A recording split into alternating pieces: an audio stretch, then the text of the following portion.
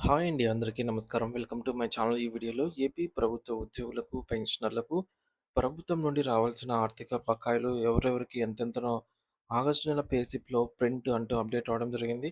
So, దీనికి సంబంధించిన పూర్తి సమాచారాన్ని ఈ వీడియోలో తెలుసుకుందాము. వీడియో అయితే ఎక్కడే కానీ స్కిప్ చేయకుండా ఎండ్ వరకు చూసేయండి. ఇన్ఫర్మేషన్ పూర్తిగా అర్థమవుతుంది.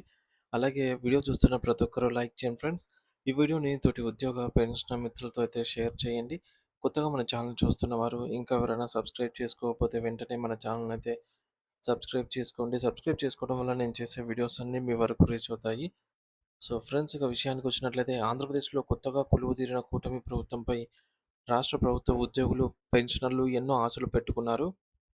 కానీ ప్రస్తుతం కనిపిస్తున్న పరిస్థితులు ఉద్యోగ లోకాన్ని తీవ్ర నిరాశకి గురిచేస్తున్నాయి. AP JAC Amaravati chairman Bopparaju Venkateswarlu గారు ప్రభుత్వం అనుసరిస్తున్న తీరును తీవ్రంగా తప్పుపట్టారు. ప్రభుత్వం తమ సమస్యల పట్ల నిర్లక్ష్యంగా వ్యవహరిస్తోందని, ఎన్నికల వేళ ఇచ్చిన హామీలు కేవలం కాగితాలకే పరిమితం అయ్యాయని ఆవేదన వ్యక్తం చేశారు. సో, ముఖ్యంగా ప్రభుత్వ ప్రధాన కార్యదర్శి సీఎస్ నేతృత్వంలో జరిగిన జాయింట్ స్టాఫ్ కౌన్సిల్ సమావేశంలో చర్చించినటువంటి అంశాలపై ఆ తర్వాత జరిగిన కేబినెట్ మీటింగ్‌లో కనీస ప్రస్తావన కూడా లేకపోవడం ఉద్యోగులను తీవ్రంగా కలిచివేసింది. ఇది ఉద్యోగ సంఘాలను విస్మరించడమే అని అయితే వారు భావిస్తూ ఉన్నారు. ప్రభుత్వ నిర్లక్ష్యం వల్ల ఉద్యోగులే కాకుండా పదవీ విరమణ చేసిన పెన్షనర్లు కూడా ఆర్థికంగా ఎన్నో ఇబ్బందులు పడుతూ ఉన్నారు. రిటైర్ అయిన తర్వాత తమకు రావాల్సిన గ్రాట్యుటీ, లీవ్ ఎన్కాష్మెంట్ వంటి బకాయిలు 15,00,000 నుంచి 25,00,000 వరకు పెండింగ్‌లో అయితే ఉన్నాయి. జీవితాంతం ప్రభుత్వానికి సేవ చేసి చివరి దశలో తమ సొంత డబ్బు కోసం కార్యాలయాల చుట్టూ తిరగాల్సి రావడం అత్యంత బాధాకరము. కొందరు పెన్షనర్లు ఆ ప్రయోజనాలు కూడా అందకుండానే కన్నుమూయటం ప్రభుత్వానికే మాయని మచ్చ అని బొప్పరాజు గారు హెచ్చరించారు. ఈ ఆలస్యం వల్ల ప్రభుత్వానికి చెడ్డ పేరొస్తుందని తక్షణమే బకాయిలు చెల్లించాలని అయితే ఈ మేరకు డిమాండ్ చేశారు. ఏపీ జేఏసీ అమరావతి కార్యవర్గం ఏకగ్రీవంగా కొన్ని కీలక నిర్ణయాలైతే తీసుకుంది. సో, సమస్యల పరిష్కారం కోసం గౌరవ ముఖ్యమంత్రి గారు నేరుగా చర్చలకు పిలవాలని, లేదంటే ఒక ప్రత్యేక మంత్రివర్గ ఉపసంఘాన్ని నియమించైనా ఉద్యోగ సంఘాలతో చర్చలు జరపాలని వారు కోరుతూ ఉన్నారు. కేవలం అధికారులు మాత్రమే పాల్గొనే సమావేశాల వల్ల ఆశించిన ఫలితాలేమీ రావటం లేదని, విధానపరమైన నిర్ణయాలు తీసుకోవాలంటే రాజకీయ నాయకత్వం జోక్యం అవసరమని వారు స్పష్టం చేశారు. ఒకవేళ ప్రభుత్వం స్పందించని పక్షంలో రాష్ట్ర వ్యాప్తంగా ఉన్నటువంటి ఉద్యోగుల నుంచి వస్తున్న ఒత్తిడి మేరకు భారీ ఉద్యమానికి సిద్ధం కావడం తప్ప మరొక మార్గమేది లేదని వారు తేల్చి చెప్పారు. ఆర్థికపరమైన డిమాండ్ల విషయంలో ఉద్యోగులు చాలా స్పష్టంగా ఉన్నారు. ఎన్నికల సమయంలో హామీ ఇచ్చిన విధంగా మధ్యంతర భృతి ఐఆర్‌ని తక్షణమే ప్రకటించాలని, పొరుగు రాష్ట్రమైన తెలంగాణలో ఐఆర్ అమలవుతూ ఉండడంతో అక్కడి ఉద్యోగులు ప్రయోజనాలైతే పొందుతున్నారు. కానీ ఏపీలో అది లేకపోవడం వల్ల ఇక్కడి ఉద్యోగులు ప్రతి నెల 2,000-4,000 రూపాయల వరకు సగటున నష్టపోతూ ఉన్నారు.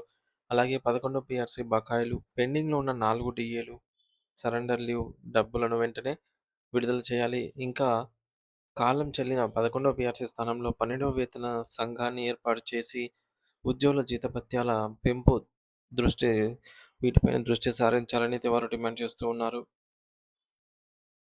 సేవాపరమైన అంశాలలో కూడా అనేక పెండింగ్ సమస్యలు ఉన్నాయి. వివిధ శాఖల్లో ఏళ్ల తరబడి పనిచేస్తున్న కాంట్రాక్ట్ ఉద్యోగులను తక్షణమే క్రమబద్ధీకరించాలి. అలాగే ఔట్‌సోర్సింగ్ ఉద్యోగులకు మేనిఫెస్టోలో హామీ ఇచ్చినట్టుగా ప్రభుత్వ సంక్షేమ పథకాలు వర్తింపచేయాలి. మహిళా ఉద్యోగుల సౌకర్యార్థం కేంద్ర ప్రభుత్వ ఉద్యోగుల తరహాలో 2 సంవత్సరాల పాటుగా చైల్డ్ కేర్ లీవ్ మంజూరు చేయాలనైతే కోరుతున్నారు. ఇది వారి కుటుంబ బాధ్యతలను నిర్వహించుకోవడానికి ఎంతో సహాయపడుతుంది.